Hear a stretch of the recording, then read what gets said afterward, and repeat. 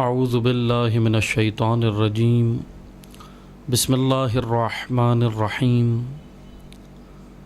الحمد للہ رب العالمین الصلاۃ والسلام علی اشرف الانبیاء والمرسلین وخاتم النبیین سیدنا و مولانا علی رسولہ الکریم و اہل بیتہ الطیبین الطاہرین المعصومین المظلومین اما بعد فقال اللہ تبارک و تعالی فی کتابہ المجید و فرقانہ الحمید بسم اللہ الرحمن الرحیم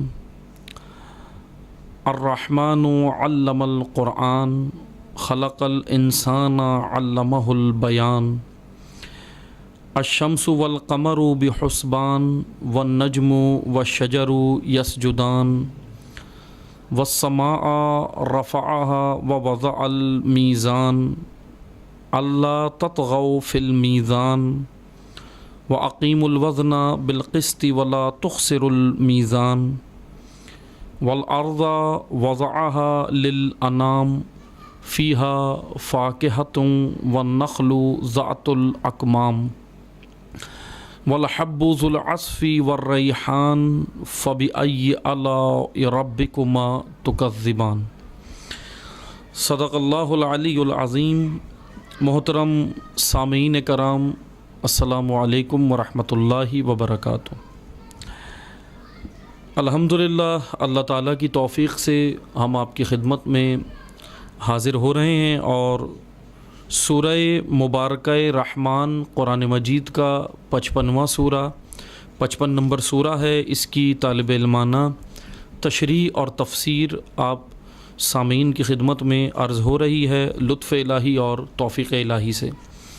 اس سلسلے میں الحمدللہ آج 5ویں نشست ہے، 5واں درس ہے، اور چند آیات جو ہم نے گزشتہ درس میں آپ کی خدمت میں بیان کی تھیں، ہم اس سے متمسک یا مربوط ہونے کے لیے میں خلاصہ پچھلے درس کا آپ کی خدمت میں عرض کروں۔ ہم یہاں تک پہنچے تھے سورہ رحمان میں، اور آیت 9 تک ہم نے آپ کی خدمت میں بیان کیا تھا، آیت 9 تک، کہ جس میں اللہ تعالیٰ نے میزان کا ذکر فرمایا ہے کہ وَالسَّمَاءَ رَفَعَهَا وَوَضَعَ الْمِيزَانَ۔ 7ویں آیت یہ ہے کہ ہم نے آسمان کو بلند کیا اور ایک میزان اس کے اندر مقرر کیا، یعنی آسمان کی خلقت کے حوالے سے ہے جو میں نے آپ کی خدمت میں عرض کی تھی، اور آگے اللہ تعالیٰ کا فرمان ہے کہ اللہ تطغوا فی المیزان، اور میزان قائم کرو اور توازن برقرار کرو، سرکشی نہ کرو، طاغوت نہ بنو، تطغوا طغیان اپنے وجود کے اندر پیدا نہ کرو، کیونکہ اگر وجود انسان کے اندر طغیان اور سرکشی آئے گی تو یقیناً یہی طغیان اور سرکشی انسانوں کے معاشرے میں بھی آ جائے گی۔ معاشرہ جو تباہ ہوتا ہے وہ دراصل وجود انسان کے اندر سے تباہی شروع ہوتی ہے، جو پھر باہر نکل کر معاشروں کو تباہ کر دیتی ہے۔ یہ ایک بنیادی وجہ ہے۔ مثلاً ہم چاہتے ہیں کہ ہمارے معاشرے کے اندر عدالت قائم ہو، چاہتے سب ہیں، کسی کو بھی عدالت بری نہیں لگتی، اللہ نے فطرتاً انسان کے وجود میں عدالت رکھی ہے، لیکن وجود انسانی کے اندر جب تک عدالت قائم نہیں ہوگی اس وقت تک معاشروں کے اندر عدالت قائم نہیں ہوتی، کہ جس طرح اگلی آیت یہ کہہ رہی ہے کہ وَأَقِيمُوا الْوَزْنَ بِالْقِسْطِ، اور تم جب انصاف سے ٹھیک طریقے سے، یعنی قسط انصاف کے ساتھ، وزن جب کرو، تولو کوئی بھی چیز، پیمانہ اس کا کیا ہو، قسط، عدالت ہو، وَلَا تُخْسِرُوا الْمِيزَانَ، تو اس میں خسارہ نہ کرو، تولنے میں، میزان میں خسارہ نہ کرو۔ ہم آپ کی خدمت میں گزشتہ درس میں عرض کر چکے ہیں کہ میزان کا معنی جو ایک سادہ سا معنی ہے وہ ترازو کیا جاتا ہے، لیکن میزان انسان کی زندگی میں یا قانون الہی یا اللہ تعالیٰ کا پورا نظام جو اللہ نے قائم کیا ہے وہ ایک میزان کے تحت ہے۔ چاند، سورج، آسمان، کہکشان، سیارے، منظومہ شمسی، ارض و سماوات، زمین، پہاڑ، کہکشانیں، جبل، سب کا سب اللہ کے قانون کے تحت ہے، اور وہ قانون میزان ہے، قانون عدل ہے، قانون قسط ہے. اسی کے تحت سارا نظام قائم کیا اللہ تعالیٰ نے. یعنی اگر یعنی اگر نظام تکوینی ہو، تکوینات کی ہم بات کریں یا تشریعات کی بات کریں، دونوں نظاموں میں اللہ تعالیٰ نے قسط و میزان جو ہے وہ قانون رکھا ہے. مثلا اگر ہم انسان کی اس زندگی کی بات کریں، قانون تشریعات کو، اس کے اندر بھی اللہ نے دین ہی ایسا بنایا، ہمیں ایک قانون دیا زندگی گزارنے کے لیے، جو ہماری زندگیوں کے لیے پیغمبر اکرم صلی اللہ علیہ وآلہ وسلم اور جتنے بھی انبیاء معاشرے میں آئے اپنی امتوں کے اندر، انہوں نے ان کا بنیادی کام ہی، اصل نقطہ وہ تھا معاشروں کے اندر توازن برقرار کرنا، میزان، توازن برقرار کرنا، معاشروں کو تشکیل دینا، سوسائٹیز ڈیولپ کرنا، معاشروں کو تشکیل دینا قانون عدالت کے اوپر، میزان کے اوپر. ہر نبی کا یہی فریضہ تھا، ہر نبی نے آ کر اسی فریضے کے اوپر جو ہے وہ اپنی یہی ماموریت تھی مثلا، اور ہر نبی نے آ کر اسی ماموریت کو انجام دیا ہے. اللہ کی جانب سے جو ماموریت تمام انبیاء کو، اوصیاء کو، اولیاء کو جو عطا کی گئی وہ یہی تھی، یعنی معاشروں کے اندر عدل قائم کرنا. اور ہر نبی نے آ کر کیا بھی یہی. ہر نبی اسی پاداش میں، عدل کی پاداش میں، توازن کی پاداش میں، میزان کی پاداش میں قتل بھی کر دیے گئے. ہر نبی کا انکار کیوں ہوتا تھا؟ ہر نبی کا انکار، آپ دیکھیں قرآن کریم اس بات کی شاہد ہے، قرآن شاہد ہے، گواہی دے رہا ہے قرآن. جتنے انبیاء آئے، آ کر انہوں نے جو موجودہ نظام تھے، جو موجودہ سسٹم تھے، ان سب کو انکار کیا. ہر نبی نے آ کر، ہر نبی نے جس معاشرے میں ہم دیکھیں کوئی نہ کوئی قانون لوگوں نے رائج کیا ہوا تھا جب انبیاء آتے تھے، لیکن انبیاء نے آ کر انہی قوانین جو انسانوں کے بنائے ہوئے قوانین تھے، یا پھر جو مثلاً اپنے معیارات پر انسان نے، بشر نے جو قوانین بنا لیے تھے، ان کو آ کر انبیاء نے آگے نہیں بڑھایا، ان کا انکار کیا، ان کو لا کہا، ان کا انکار کر کے پھر اللہ کے قانون کو لوگوں کے سامنے پیش کیا. اور وہ قانون میزان ہے، قسط ہے، توازن ہے. یہی وہ قانون ہے کہ جس کی وجہ سے انبیاء کے جانشینوں پر بھی ظلم ہوتا ہے. آپ دیکھ لیں مثلا امیر المومنین علی ابن ابی طالب علیہ الصلوۃ والسلام، تاریخ اسلام شاہد ہے اس بات کی. بعد پیغمبر اکرم امیر المومنین علیہ السلام کی زندگی کا مشاہدہ کریں، علی علیہ السلام کی کیا ہوتا ہے. خود امیر المومنین کے جملے ہیں نا کہ لوگوں کی حکومتیں، دیگر کی حکومتیں ان کے ظلم کی وجہ سے نہیں چل سکیں، لیکن مجھ علی کی حکومت عدل کی وجہ سے نہیں چل سکی. کیوں نہیں چل سکی؟ چند مہینے، چند سال اور چند مہینے امیر المومنین کی یہ حکومت قائم ہوئی. کیا وجہ تھی؟ عدل، قسط، میزان، وہ معیار الہی کہ جس کے اوپر پیغمبر اکرم نے معاشرہ تشکیل دیا، سوسائٹی بنائی تھی، سوسائٹی ڈیولپ کی تھی. اسی کو امیر المومنین نے جب رائج کیا، ہضم نہیں ہوا. کیونکہ جب ہم عادی ہو جائیں کسی کرپشن کے، مثلا اگر امتیں کرپشن کی عادی ہو جائیں، معاشرے کرپشن کے عادی ہو جائیں، تو پھر وہ قانون عدالت کو تسلیم نہیں کر پاتے، انکار کرتے ہیں. اور پھر وہ معاشرے اتنا جب فساد کے اندر اتنا پڑ جائیں کہ اس حد تک چلے جاتے ہیں کہ اپنے ہی امام اور نبی کو قتل بھی کر دیتے ہیں. یہ معاشرے کے افراد جو عدالت کو برداشت نہیں کر پاتے. آئیں اس کی جانب کی بے اعتدالیاں کیوں ہیں، کیا ہے. میں اب یہاں پر آپ کی خدمت میں چند مثالیں عرض کرتا ہوں نا کہ افراط و تفریط، یہ ہم نے یہاں پر گزشتہ درس بھی چھوڑا تھا ہم نے کہ قانون عدالت، اعتدال، میانہ روی، اللہ تعالیٰ نے ایسا دین نازل کیا. دین اسلام ہے ہی اتنا خوبصورت دین کہ جس کے اندر عدل ہے، جس کے اندر اعتدال ہے. لیکن معذرت کے ساتھ دین آج ایسے لوگوں کے ہاتھ چڑھ گیا کہ جن کو ذرہ برابر عدالت ہی نہیں معلوم بھی ہے تو عدالت کے اندر وہ خود ہی نہیں ہے.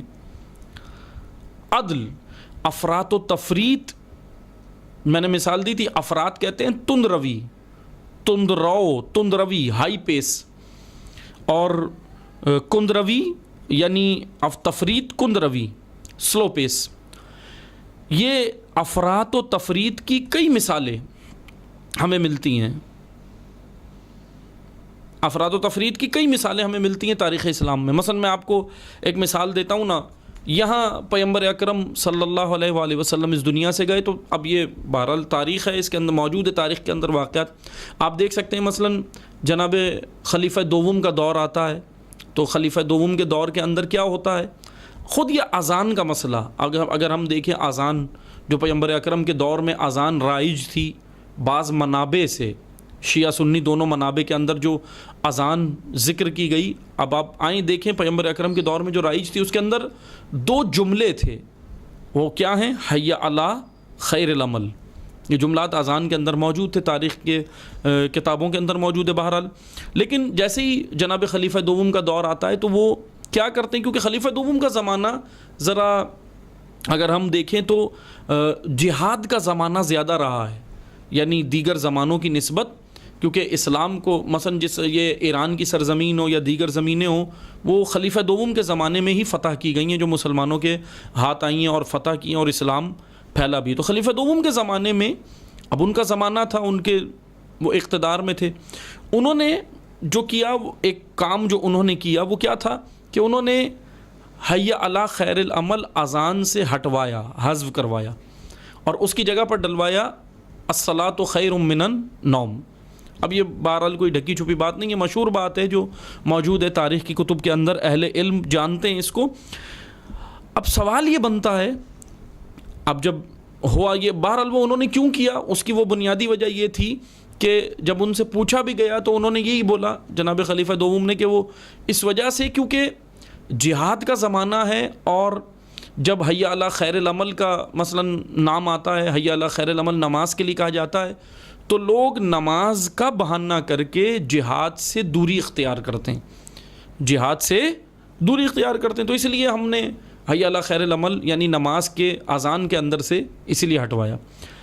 اب یہ بہرحال یہ ان کا کہنا تھا، اور انہوں نے پھر وہ جملہ جو ڈلوایا کہ الصلاۃ خیر من النوم، کہ نماز نیند سے بہتر ہے، نماز عمل خیر ہے. اب یہ ان کی یہ رائے تھی جناب خلیفہ دوم کی کہ نماز نیند سے بہتر، یہ ڈال دو جملہ، لیکن نماز عمل خیر سب سے بہترین عمل. تو یہ انہوں نے کہا کہ یہ ذرا اس دور کے لیے مناسب نہیں ہے، کیونکہ ابھی جہاد کا زمانہ ہے، تو ہم اس کو ہٹا دیں تو بہتر ہے. اب آپ مجھے بتائیں، یہ اس کو کہتے ہیں افراط، یعنی ایک تندروی. کیوں تندروی تھی؟ ہائی پیس، یعنی جہاد اور نماز. اب آپ مجھے بتائیں کیا جہاد اور نماز دونوں دین کا جز نہیں ہے؟ دونوں دین کا جز ہیں، دونوں دین کا جز ہیں. جہاد کے بارے میں بھی روایات ملتی ہیں، نماز کے بارے میں بھی متعدد روایات ملتی ہیں. لیکن اگر ہم یہ سوچنے لگیں کہ اس کا مثلا کسی ایک شرعی احکام کے مثلا بیان کرنے سے، یا شرعی احکام کے کسی ایک شرعی احکام کو زیادہ ترجیح دینے سے دوسرے کی اہمیت کم ہوگی، تو نہ، ایسا نہیں ہے. ہم یہ غلطی پر ہیں. اسی کو کہتے ہیں افراط، ہائی پیس، یعنی اپنے پاس سے اپنے مثلا اپنی رائے کو دین کے اوپر مقدم کرنا، قانون الہی کے اوپر مقدم کرنا. اب اسی کی ایک اور مثال ملتی ہے ہمیں. آئیں دیکھیں، مثلا ولید بن عبد الملک کے بارے میں ملتا ہے نا تاریخ کی کتابوں میں، کہ ولید بن عبد الملک جو خلیفہ ہے، بنو امیہ کے خاندان سے تعلق رکھتا ہے. اب اس کے بارے میں یہ ملتا ہے، یہ بعد کربلا ہے، اس کے بارے میں یہ ملتا ہے کہ اس نے ایک دن شراب کے نشے میں، اب وہ شراب پیتا تھا، بہرحال یہ ساری تاریخ کی کتابوں میں موجود ہے، بنو امیہ کے جتنے بھی کرتوت ہیں وہ سب جانتے ہیں. ولید بن عبد الملک کے بارے میں ملتا ہے کہ یہ شراب کے نشے میں تھا اور پھر مسجد میں آیا. اب خلیفہ بھی ہے، گورنر بھی ہے، حاکم وقت بھی ہے، کوئی کچھ کہہ بھی نہیں سکتا. ابھی شراب کا نشہ اس کا اترا نہیں تھا. آیا اور آنے کے بعد اس نے مثلا نماز پڑھائی، فجر کی نماز پڑھائی، اور 2 کے بجائے 4 رکعت پڑھا دی. اب اس نے 2 کے بجائے 4 رکعت نماز پڑھا دی. اب جو نمازی تھے پیچھے، اب ظاہر سی بات ہے دل میں تو خلش تھی کہ بھئی یہ کیا کر رہا ہے، نماز فجر 2 رکعت واجب ہے، یہ 4 رکعت اس نے پڑھا دی. دل میں خلش تھی لیکن نہیں بول پائے. کیوں نہیں بول پائے؟ کیونکہ سامنے خلیفہ وقت ہے، سامنے حاکم ہے، سامنے گورنر ہے.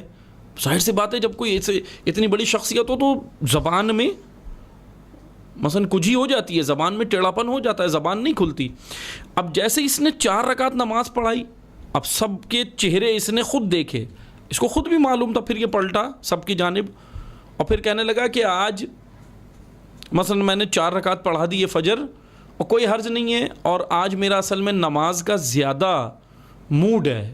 اس نے اپنے طور پر یہ جملے کہا کہ میرا آج مثلا زیادہ دل چاہ رہا ہے نماز پڑھانے کا، کہو تو فجر کی 4 رکعت کے بجائے 2-4 رکعت اور پڑھا دیتا ہوں. یہ ولید بن عبد الملک کے جملے. یہ کیا چیز ہے؟ میں یہ 2 مثالیں توجہ سے سنیں. یہ کیوں مثالیں دی میں نے؟ یہ ہے افراد، ہائی پیس، بڑھے ہوئے دین کو اپنی رائے کے اوپر قائم کرنا. ابھی ہمارے معاشرے میں بھی اسی طرح حالت ہے افراط و تفریط کی. یا تو آپ کو بہت اتنے دیندار ملیں گے، اتنے جو بالکل ایکسٹریمسٹ بن چکے ہوں گے، شدت پسند، یا پھر بالکل ایسے ملیں گے جو بالکل دین سے دور، سیکولر، جو دین کا انکار کرتے ہیں، بالکل سیکولر، یعنی جو دین کا انکار کرتے ہیں. اب آپ مجھے بتائیں، مثلا یہ جو لوگ کہتے ہیں، مثلا بعض ایسے ہیں جو یہ رائے قائم کرتے ہیں کہ مثلا اگر یہ جو شرعی احکام ہے، جیسے روزہ ہے، آپ روزہ رکھتے ہیں تو روزے سے کمزوری پیدا ہوتی ہے، بدن کے اندر کمزوری پیدا ہوتی ہے. بعض کی یہ رائے ہے، لیکن آپ مجھے بتائیں اس سے کمزوری پیدا نہیں ہوتی. بعض ماہرین کے بقول بھوکا رہنے سے کوئی کمزوری بدن کے اندر پیدا نہیں ہوتی. بہرحال لیکن یہ ہیں، بہرحال جیسے میں آپ کو ایک اور مثال دیتا ہوں، دین کی ایسی ہی تشریحات جو افراط و تفریط کے، اگر وجود خود افراط و تفریط میں ہو تو دین کی اسی طرح کی تشریحات ہوتی ہیں. جیسے میں ایک اور مثال دیتا ہوں کہ ابھی چند سال تو نہیں کہیں گے، تقریباً آج سے 30-40 سال پہلے کی بات ہے، تقریباً 40 سال اس بات کو، 30 یا 40 سال گزر گئے، کہ سائنسدانوں نے ایک انکشاف کیا تھا کہ جیسے اللہ تعالیٰ نے قرآن کریم میں، دین اسلام نے کیا کہا، بعض جانوروں کے بارے میں حرمت کا فتویٰ دیا ہے. قرآن نے حکم دیا ہے، فتویٰ نہ حکم دیا ہے بلکہ، کہ قرآن کریم میں اللہ تعالیٰ نے کیا کہا، جیسے سور کے گوشت کے بارے میں کہ آپ اس کو نہیں کھا سکتے، اس کی حرمت کے بارے میں کہ وہ. اب بعض ماہرین نے آج سے چند سال پہلے، غالباً 30-40 سال پہلے، سائنسدانوں کی ایک ریسرچ تھی، انہوں نے کہا میڈیکل کے حوالے سے، انہوں نے کہا کہ یہ اس کے اوپر ریسرچ کی اور کہا کہ مسلمان یہ گوشت کیوں نہیں کھاتے مثلا. انہوں نے کہا، اور پھر انہوں نے کہا کہ مثلا ایک وجہ جو اس میں سے بیان کی تھی کہ اس کے اندر ایک جرثومہ، ایک جراثیم ہوتا ہے، تریشن نام ہے اس کا، تریشن، میڈیکل کی اصطلاح میں اس کو تریشن کہتے ہیں، کہ تریشن ایک جرثومہ ہوتا ہے، جراثیم ہوتا ہے، اور اس کی وجہ سے مسلمان یہ سور کا گوشت نہیں کھاتے. کیوں نہیں کھاتے؟ کیونکہ وہ بدن کے، انسانی بدن کے اعضاء میں گوشت میں ہوتا ہے، وہ اگر گوشت کھا لیا جائے تو انسانی بدن کے اندر جاتا ہے اور دل کی بیماریاں اور دیگر بیماریاں پیدا کرتا ہے. یہ جرثومہ، یہ جراثیم تریشن نام کا. تو آج سے 40 سال پہلے تقریباً، غالباً سائنسدانوں نے یہ انکشاف کیا اور کہا کہ ہم نے یہ جو مسلمان کہتے تھے کہ بھئی آپ یہ گوشت نہیں کھا سکتے، سور کا گوشت نہیں کھا سکتے، کیونکہ اس کے اندر تریشن نامی ایک کیڑا ہوتا ہے، جرثومہ ہوتا ہے، جراثیم ہوتا ہے. تو میڈیکل کے بعض ماہرین نے 40-50 سال پہلے کہا کہ ہم نے یہ بہرحال اب اس پہ تحقیق کی ہے اور اس کے اندر سے ہم نے وہ جرثومہ نکال دیا ہے. اب بہرحال بعض جو ایک اس وقت کے بعض ایسے مسلمان تھے جو سائنسدانوں کی اس ریسرچ سے بڑا متاثر ہوئے، میڈیکل کی اس ریسرچ سے بڑا متاثر ہوئے، اور پھر انہوں نے مسلم ممالک کو یہ پیشکش کی. ان سائنسدانوں نے 40 سال پہلے، 45 سال پہلے، تقریباً 50 سال کے لگ بھگ، انہوں نے یہ پیشکش کی کہ اب ہم نے وہ سور کے گوشت کے اندر سے وہ تریشن نامی جرثومہ یا جراثیم جو مضر تھا انسانی بدن کے لیے، وہ ہم نے نکال دیا ہے. تو اب آپ ایک کام کریں، اب اس سور کو آپ حلال قرار دیں. اب بہرحال اب یہ تاریخ ہے کہ بعض ایسے لوگ گزرے کہ جنہوں نے سائنس سے، میڈیکل سے، اس ریسرچ سے متاثر ہو کے سور کو کھانا بھی شروع کر دیا. اب یہاں سوال یہ بنتا ہے، اب آپ توجہ سے سنیں، میں نے یہ مثال اس لیے دی ہے یہ ہے افراط و تفریط، یا تو ہائی پیس یا لو پیس، سلو پیس. کیا ہے یہ؟ اب اللہ تعالیٰ نے جو سور کے گوشت کو حرام قرار دیا وہ خالی ایک وجہ نہیں ہے کہ تریشن نامی اس میں ایک جرثومہ ہے تو ہی ہے، اور اس کی دین اسلام سائنس ریسرچ کرتی ہے، سائنس ریسرچ کر کے کسی ایک پہلو پر پہنچتی ہے. 100 سالوں میں، 50 سالوں میں سائنس ریسرچ کر کے اس وجہ کے، اس معاملے میں جو بھی معاملہ ہو اس کے ایک پہلو پر پہنچتی ہے سائنس. لیکن خداوند تبارک و تعالی نے جو احکامات قرآن کریم میں نازل فرمائے، وہ حلال و حرام کا جو مسئلہ قرآن کریم نے بیان کیا، اگر کسی چیز کی حرمت کے بارے میں، حرام ہونے کے بارے میں اللہ تعالیٰ کا حکم ہے قرآن میں، تو وہ اس کے ایک پہلو پہ نہیں ہے فقط، اس کے اندر کئی معاملات ہیں، کئی چیزیں ہوتی ہیں جو انسانی بدن کے لیے، اور نہ کہ صرف بدن، انسانی روح کے لیے بھی مضر ہے، دونوں چیزوں کے لیے مضر ہوتی ہے، جس کی وجہ سے اللہ تعالیٰ نے اس کو حرام قرار دیا. مثلا یہ سور ہے، اس کے بارے میں ابھی اب اور انکشافات موجود ہیں نا. ایک تو یہ کہ یہ ایک ایسا جانور ہے جس کے بارے میں اب یہی میڈیکل نے اور ریسرچ کی آگے بڑھ کر، سائنسدانوں نے، خود سائنسدانوں کا کہنا ہے جنہوں نے ریسرچ کی ہے، سائنٹسٹ نے، کہ ایک تو یہ تھا یہ تریشن نامی اس میں جرثومہ تھا، اور 50 سال پہلے کہنے لگے ہم نے وہ نکال دیا. ابھی خود ریسرچ کر کے کہا کہ اس میں ایک اور مسئلہ ہے.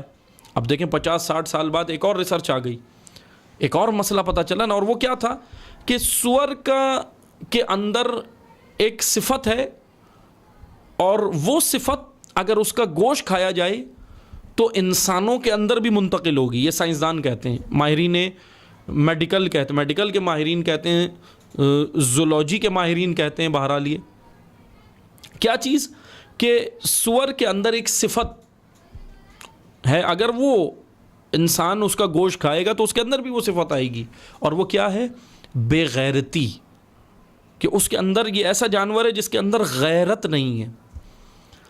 اور بعض نے ریسرچ کر کے یہ بھی بتایا کہ جب یہ نر، سور نر جب اپنی مادی کے ساتھ، اپنی فیمیل کے ساتھ، یہ میل سور جب اپنی فیمیل کے ساتھ مثلاً مقاربت کرتا ہے، مباشرت کرتا ہے، نزدیکی کرتا ہے، قریب جاتا ہے، تو جانتے ہیں کیا کرتا ہے؟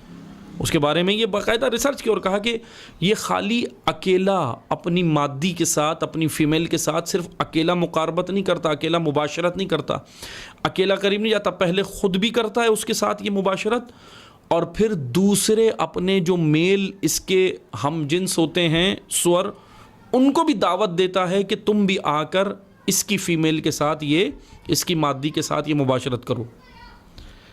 یعنی یہ اللہ تعالیٰ نے ہمیں ان جانوروں کے اندر یہ صفات دکھائی ہیں انسانوں کو. یعنی اس جانور کے اندر بعض ماہرین کے بقول کہ اس کے اندر بے غیرتی ہے، صفت بے غیرتی ہے. اور اگر انسان اس کے گوشت کو کھائے، اس کا دودھ پیے، جو بھی اس کے بدن سے نکلنے والے مادے اگر اس کا استعمال کرے گا تو یہ بے غیرتی کی صفات وجود انسان میں منتقل ہوں گی. آج آپ دیکھیں، آج مثلا میں آپ کو مثال دوں، جیسے آج بول سکتے ہیں نا، بعض بول سکتے ہیں کہ جی مولانا صاحب آپ تو یہ کہہ رہے ہیں کہ جی سور کا گوشت کھانے سے ہی جو ہے نا وہ بغیرتی صفت منتقل ہوتی ہے یا ہوتی ہے. لیکن اگر ہم مسلم معاشروں میں دیکھیں تو مسلم معاشروں کے اندر یہ کھاتے تو نہیں ہیں ابھی آج. سور تو پھر بھی حرام ہے نا، مسلمان تو نہیں کھاتے، لیکن پھر بھی یہ بغیرتی کہاں سے داخل ہو رہی ہے؟ سوال اٹھ سکتا ہے، اور سوال بجا بھی ہے، سوال جائز بھی ہے. لیکن عزیزان محترم توجہ کریں، یہ سوال جائز بھی ہے، لیکن ایک وجہ نہیں ہے، یہ بغیرتی داخل ہونے کی ایک وجہ نہیں ہے. مسلم معاشروں کے اندر کئی وجوہات ہیں جس کی وجہ سے بغیرتی داخل ہو جاتی ہے. لیکن اس میں سے میں آپ کو ایک مثال بھی دے دیتا ہوں. مثلا آج آپ دیکھ سکتے ہیں یہ جتنے بھی پروڈکٹ آتی ہیں باہر ممالک سے آتی ہیں، ایسے غیر مسلم ممالک سے آتی ہیں کہ اکثر پروڈکٹ مسلم ممالک میں آپ دیکھ لیں کہاں سے آ رہی ہیں.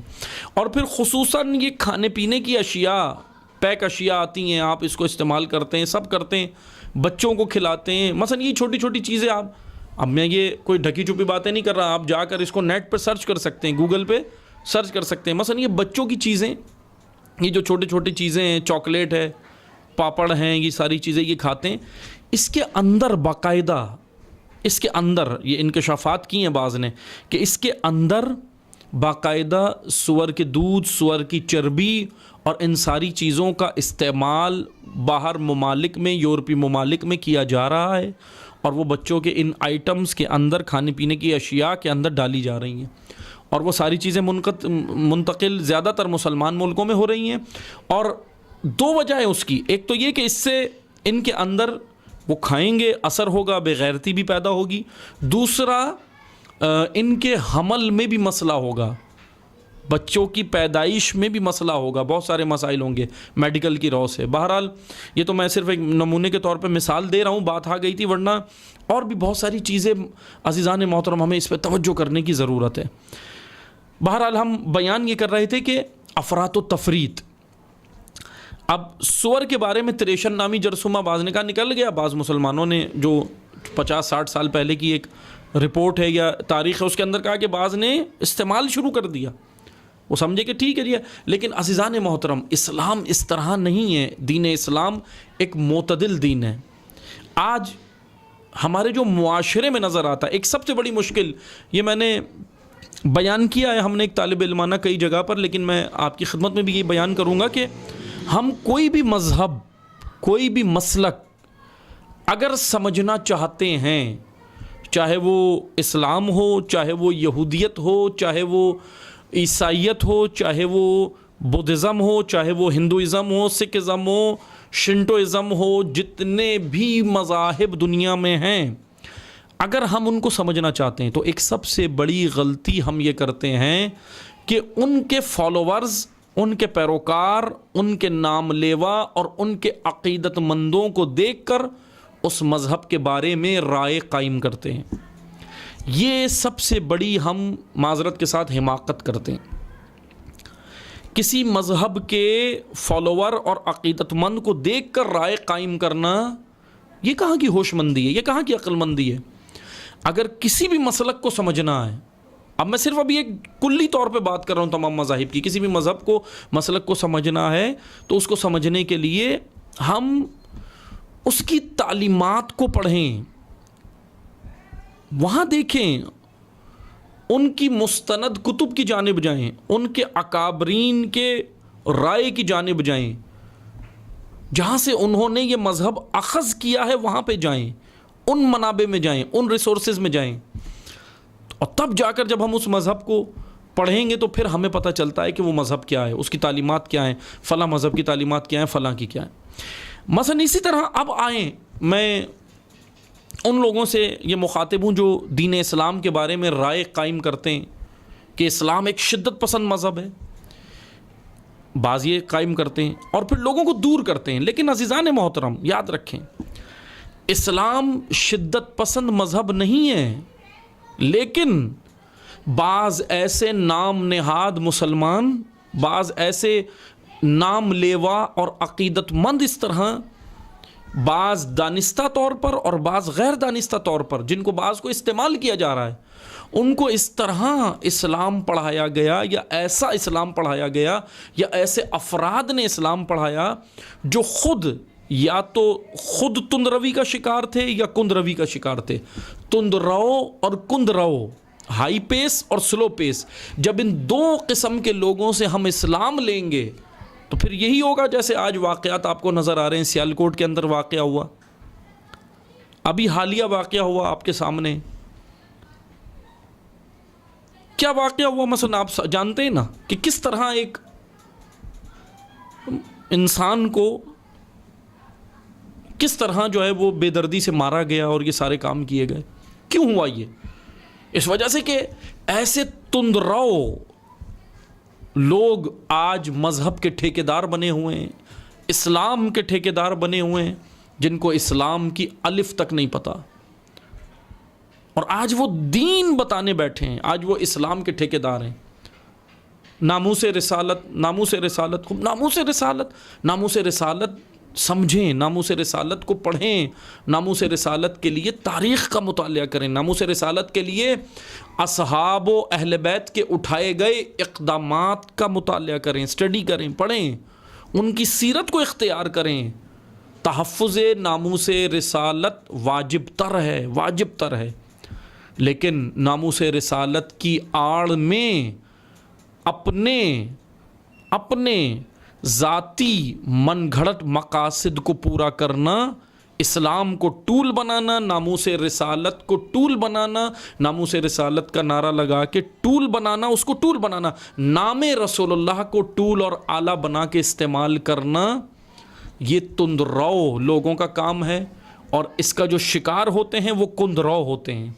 تندرو افراد کا شکار، کندرو تفریط والے جن کے اندر کوئی بیلنس نہیں ہے۔ آج یہ اس قسم کے واقعات اگر ہم روکنا چاہتے ہیں عزیزان محترم، اپنے ملک کے اندر، اپنے معاشرے کو اسلام کا چہرہ کیا پیش کر رہے ہیں؟ اسلام جو اتنا خوبصورت مذہب و مکتب، اس کا چہرہ کیا پیش کیا؟ یا تو بعض نے اخلاق لے لیا، ایک طبقے نے اخلاق لے لیا، ایک طبقے نے جہاد لے لیا، دونوں ایک تندروی کا شکار، ایک کندروی کا شکار۔ اسلام کے اندر جہاد بھی ہے اور اسلام کے اندر اخلاق بھی ہے، لیکن دیکھنا یہ ہے کہاں پر اسلام کس معاشرے کے اندر، کس سوسائٹی کے اندر، کس جگہ پر، کس عصر میں، کس زمین پر، کس زمان پر اخلاق کی ضرورت ہوتی ہے، روش دین کیا ہے، تبلیغ روش دین کیا ہے۔ ہم نے پیغمبر اکرم سے دین لینے کی کوشش کی، وہ بھی البتہ مکمل نہیں لیا، لیکن دین پھیلانے کے لیے، ابلاغ مبین کے لیے پیغمبر اکرم کی سیرت نہیں لی، پیغمبر اکرم کی راہ نہیں لی، پیغمبر اکرم کی روش نہیں لی، پیغمبر اکرم کا نظریہ نہیں لیا، پیغمبر اکرم کا طریقہ کار نہیں لیا۔ کہیں پر پیغمبر اکرم اخلاق سے دین پھیلاتے ہیں، کہیں پر تلوار سے بھی پھیلتا ہے۔ لیکن پہلے ہم دیکھیں کہ سیرت پیغمبر اکرم کیا ہے۔ لیکن دین ایسے لوگوں کے ہاتھوں میں چلا گیا کہ میزان قائم نہیں ہے، معاشرے میں میزان و عدل قائم نہیں ہے۔ جب دینداروں میں عدل نہیں ہوگا، میزان نہیں ہوگا، تو پھر معاشرے کے اندر عدل نہیں آ سکتا۔ اسی لیے اللہ تعالیٰ نے کیا کہا؟ تخسر المیزان، میزان کے بارے میں خسارہ مت کرو۔ سب سے بڑا خسارہ جو انسان کا ہوگا وہ کیا ہوگا؟ کہ وہ میزان جب اس کے اندر نہیں ہوگا، وجود انسان میں میزان نہیں ہوگا، عدالت نہیں ہوگی۔ آج ہماری زندگیوں میں عدالت قائم ہونے کی ضرورت ہے، ورنہ یہی افراط و تفریط کا شکار ہوتے ہیں آج جو ہمارے نظر آ رہے ہیں۔ یا تو بہت شدت پسند گروپ نظر آئے گا، یا بالکل ہی اسلام سے دور گروپ جو اسلام کی تعلیمات کو ہی نہیں سمجھ پایا۔ عزیزان محترم، اللہ تعالیٰ کا کیا فرمان ہے؟ سورہ رحمان کیا کہہ رہی ہے؟ وَلَا تُخْسِرُ الْمِيزَان، میزان، عدالت قائم کرو، میزان۔ اور یہی وہ میزان ہے کہ اگر یہ قائم ہو گیا وجود میں کیسے قائم ہوگا؟ اللہ تعالیٰ نے 3 بڑی صفات انسان کے وجود میں رکھی ہیں: عقل، شہوت، غضب۔ عقل جب اعتدال میں ہو، عقل جب درمیان میں ہو، افراط و تفریط کا شکار اگر عقل ہو جائے تو یہ ایک مشکل ہے۔ یہ تینوں مرکزی قوتیں جب تک اعتدال میں نہیں ہوں گی، عدالت وجود انسان میں قائم نہیں ہوگی۔ اور جب تک میرے آپ کے وجود میں عدالت نہیں آئے گی، ہمارے معاشرے میں عدالت نہیں آئے گی۔ عدل کے لیے پہلی طاقت عقل جب اعتدال میں ہو تو ایک صفت انسان کے وجود میں پیدا ہوتی ہے جس کو حکمت کہتے ہیں۔ اور جب عقل کے بعد دوسری چیز ہے جو وجود انسان میں قوت شہوت جب اعتدال میں ہو، شہوت افراط و تفریط کا شکار ہو تو مشکل بن جاتی ہے۔ شہوت جب اعتدال میں ہو تو انسان کے وجود میں ایک صفت پیدا ہوتی ہے، عفت۔ اور جب غضب اعتدال میں ہو، غضب افراط و تفریط میں ہو تو مشکل ہے۔ جب اعتدال میں ہو تو وجود انسان میں ایک قوت پیدا ہوتی ہے جس کو کہتے ہیں شجاعت۔ 3 مرکزی قوتیں، حکمت، عفت، شجاعت، یہ 3 مرکزی قوتیں ہیں۔ آپ دوبارہ سن لیں، عقل اعتدال میں ہوگی تو حکمت پیدا ہوگی، وجود انسان میں قائم ہوگی۔ شہوت جب اعتدال میں ہوگی تو عفت وجود انسان میں قائم ہوگی، صفت عفت۔ اور جب غضب اعتدال میں ہوگی تو صفت شجاعت پیدا ہوگی۔ اور جب یہ 3 قوتیں وجود انسان میں ہوں گی، حکمت، عفت اور شجاعت، تو پھر ایک مرکزی قوت وجود انسان میں قائم ہوگی۔